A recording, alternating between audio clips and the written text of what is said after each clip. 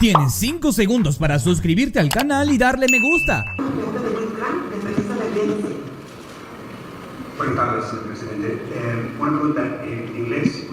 Sí, claro, con inglés no hay problema. Thank you. I don't think anybody could suggest that you haven't changed the face of security in El Salvador over the past 5 years. But my question is really about where things go forward from here, and specifically in terms of the thousands who have been out by human rights organisations who have no discernible link to gang crime, who have been swept up in the dragnet of arrest. Specifically, I've got a case that I've been looking at of a young man called Jose Duval Mata Alvarado, and I can pass obviously on all the details to your team. His mother was bringing food to the prison where he was at. It turns out he'd been moved to the Secot some weeks, months in fact, earlier, while she was faithfully bringing food to the prison. It seems like he's completely lost in the system, and there are 2 órdenes de liberación in his name, one as recently as June last year, and yet he's simply not been released, even though the 20 days is obviously now 6 months ago, by which time he should have been out. I'm wondering if your intention is to sort of work on the legal side of things, assuming you win today and that you are president for the next 5 years, to start unpicking those sorts of problems and errors in the state of exception. And secondly, if you also plan to only serve 1 more term from here, and if you don't plan to lift term limits altogether.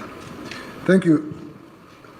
Well, it's important to say that every police in the world, because I find this somewhat amusing, when they say, oh, but you know, in El Salvador, they arrest people, and some of the arrested are innocent. And I'm a little baffled because I wonder if in the UK, all of the arrests are of guilty people, or your police sometimes arrest innocent people.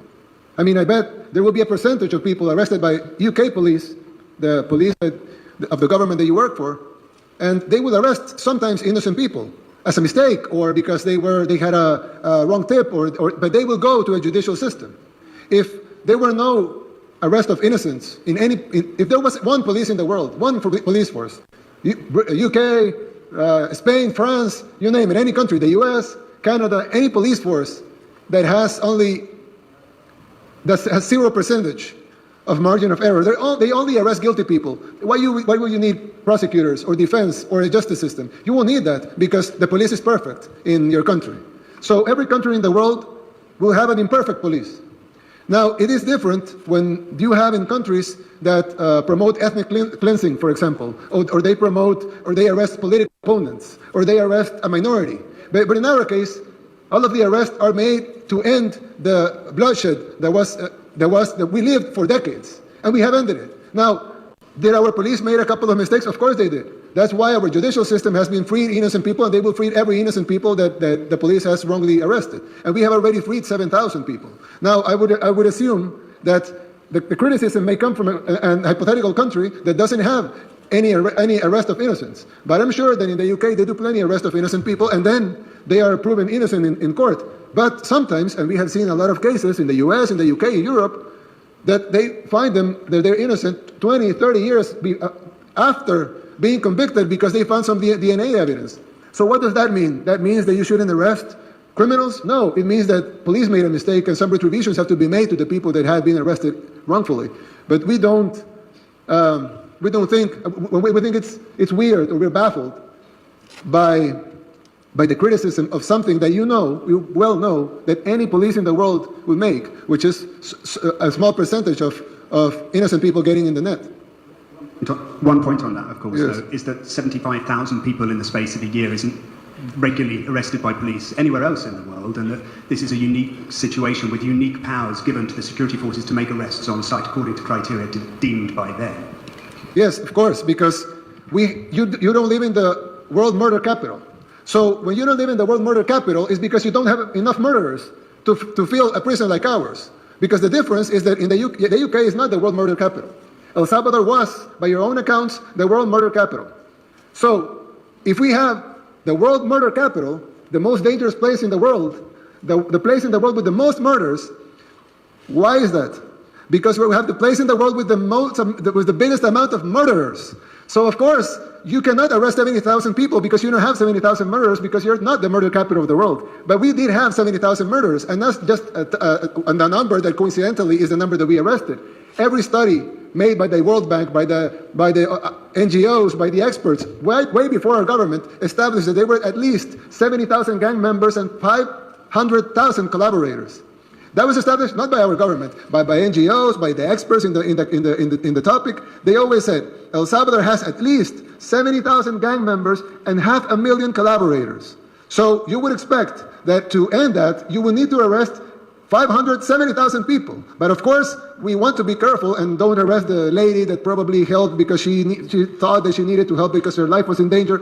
So we're sparing 85% of the tally that the organizations that you finance established way before our government. So why do we have the biggest incarceration rate in the world? Because we changed the murder capital of the world's most dangerous country, into the safest country in the Western Hemisphere. And the only way to do that is to arrest all the murderers. There's no other way to do it. Well, the other way to be to kill all the murderers, but we don't have death penalty, so we have to arrest all the murderers. So you say, why is such a big number? Well, what do you expect? That we arrest 100 people and we leave 69,900 gang members in the streets and suddenly the murder rate will drop? Or do you expect that because we're Salvadorans or something, because we're second-class citizens or something, we have to die?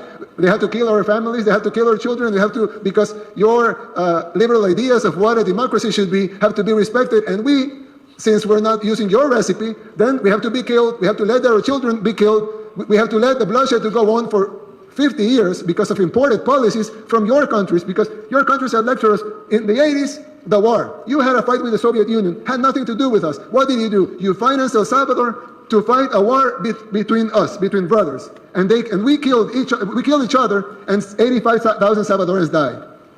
After that, 1 million displaced. They went to the US, into ghettos. They formed the gangs. Then they deport the gangs. Gangs come here. You send us another recipe. Law to don't arrest minors. Okay? But all the gang members were minors at the time. So gangs grew, and then they terrorized the country. They started killing people, and we became the murder capital of the world. Nobody could solve it. We took the recipes from the OAS. We took the recipes from the UN. We took the recipes from the European Union. We took the recipes from the United States. None of the recipes worked. More bloodshed, more people were dying. So what do? Okay, we do something and we save people. And now we're the safest country in the Western Hemisphere. But suddenly something's bad. Oh, but you shouldn't do that. You should do what I think you should do. Why? Not only we have the right to do what we think is right, and what the Salvadoran people are going to decide whether or not they want this day in free elections, but also we've proven it works. And you haven't proven that your system works in our country. Might work in yours, I don't know. But it doesn't work in ours. It's like I told one time a member of the European Union, I know you Brexited that, but I told a member of the European Union, you take your best government. Choose your best government. I don't know what's the best government in Europe, but you choose your best government. Same people, same talent, same experts, same will to do things the right way. You take your best government and you put him to govern Afghanistan and tell them, okay, you govern Afghanistan the same way you govern this European country. They'll be dead in a week because you cannot govern Afghanistan like you govern Europe. So stop trying to make us use your recipes because they don't work here.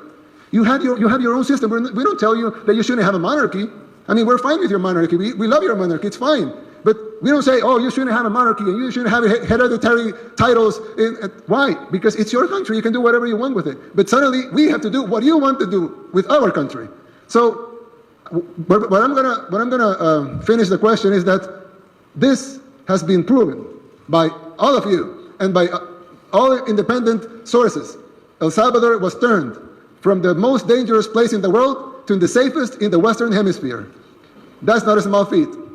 And that's not done easily. And nobody in the world has ever done it before, so fast and so clean like we have done it here, with no civilian casualties. So, I don't know. I know it's different. I know the numbers from the UK and ours will be different for maybe a couple of decades. But we're doing our best here, and we're really trying, and the Salvadoran people today are going to vote freely in free and fair elections and in full democracy and choose their own path. Tienes 5 segundos para suscribirte al canal y darle me gusta.